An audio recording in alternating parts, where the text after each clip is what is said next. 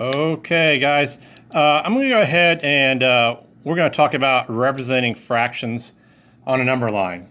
And I like using line paper. You see I've got it turned landscape because I got my lines on here. And that way I can make sure I evenly make my lines evenly separated on my number line.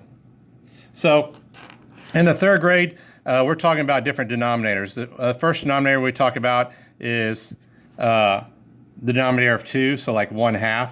The next denominator that we talk about is thirds, which is like 1/3. Another one we talk about are fourths, so 1/4. And another one is 1/6. So 6, the denominator is 6. And the last denominator that we talk about is 8. So we're going to be breaking stuff into 2 equal parts, 3, 4, 6, and 8. Those are all the denominators that we work with in third grade. Something else I can bring up here, the numerator of 1. So whenever a fraction has a numerator, the top number of 1, those are unit fractions too, and we're going to talk about that later on this week. But what I'm going to do is I'm going to make a number line on my paper right here. So I'm going to make a line right here.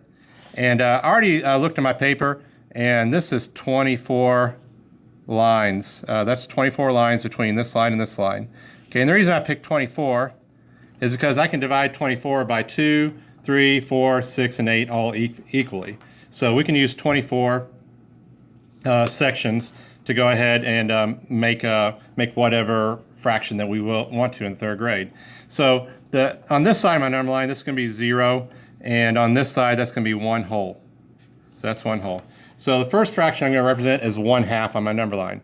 So if I want to represent 1/2 on my number line, that's going to be exactly halfway between the 0 and 1. And I know how to get halfway because the entire distance is 24 lines, so halfway would be 12. So I'll count 1, 2, 3, 4, 5, 6, 7, 8, 9, 10, 11, 12. So this should be exactly halfway, and we'll check it. 1, 2, 3, 4, 5, 6, 7, 8, 9, 10, 11, and 12.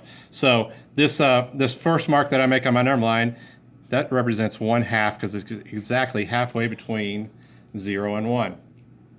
The next fraction I'm going to represent on my number line are thirds. And thirds are typically a little bit more difficult to do. But I know if I divide 24 by 3, 24 divided by 3, when you think about it, 3 times 8 is 24. So if I count it over 8 lines, that's going to be exactly 1/3 of the way to 1. So we'll check it real quick. So that's 1, 2, 3, 4, 5, 6, 7, and 8. That's going to be 1/3. And we'll double check. So if it's 8 to here, that means I still have 16 left to get to here. But I'm going to count over 1 more 8. That's going to be my second third. So I got 1, 2, 3, 4, 5, 6, 7, 8. So this is going to be 2/3. Now I should have 8 more lines to get me all the way to 1. So 1, 2, 3, 4, 5, 6, 7, and 8. So I've already represented 1/3 on my number line, 1/2, and 2/3. Next thing I'm going to do is I'm going to put my fourths on my number line. My fourths right here. I know that if I divide 24 by 4, it's 6, because 6 times 4 is 24. So if I count over 4 lines, that's going to get me to 1/4 of the way to 1. So that's 1, 2, 3, 4, 5, and 6. So that's 1/4. If I count over 6 more lines, that's going to get me to 2/4 or 1/2. Let's check. So 1, 2, 3, 4, 5, 6. So that's also 1/2, and we can also represent that as 2/4. So we go on down, we go to our third fourth by counting over 6 more. So that's 1, 2, 3, 4, 5, 6. So this is 3/4. And if I count the rest of the way over, 1, 2, 3, 4, 5, 6, that gets me to 1 whole. So we already represented my halves, my thirds, my fourths. Now we're going to do sixths. Okay, and we already kind of did this problem. We can do the fact family that goes along with my fourths, because we figured out that 24 divided by 4 is 6, so 24 divided by 6 should be 4. So my sixth if I get 6 of the way to 1, that'd be counting over 4 lines.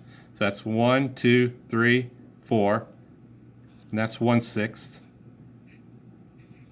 If I count over another 4, that's going to be 2/6. So 1, 2, 3, 4.